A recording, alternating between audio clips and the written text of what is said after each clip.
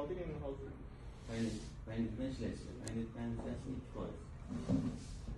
Mana 206 qaror bo'yicha hamma xodimlar chiqib ketgan. Raisning zavodda aylanib yuribdi. Rais rasmini tashlab qo'ydi. Sizlar yo'qsizlar guruh programmachi. Ana qilsa bo'lmaydi. Ayni o'tkazib olib, qanday bo'lmaydi? Infokioskami? 3% oladi. Konditsiyasi -. Kartangiz bo'lish kerak, yo'qsa.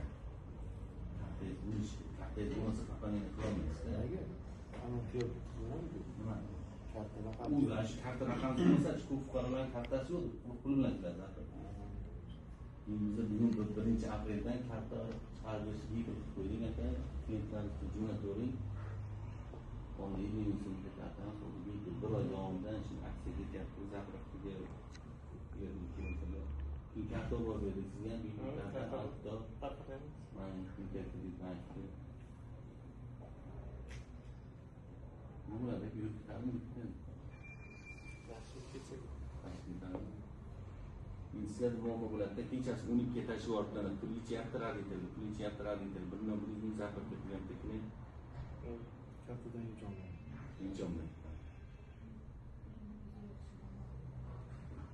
Onlayn ishlashni mumkin.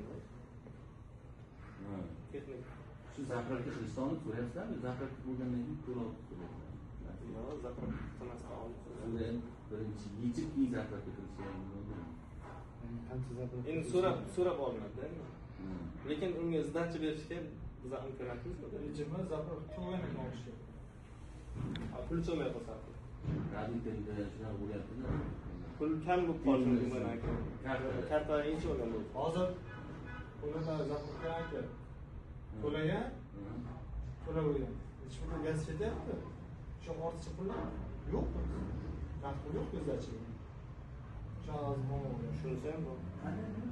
Sdacha berish kerak, masalan, oldindan to'lab qo'y, masalan, 40 litr propan olish kerak. 30 litr ketib qoldi. Buni sdacha berish kerak.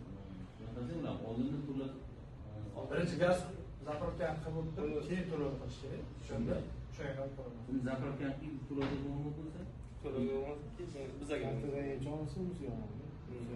Ikkinchi muammo.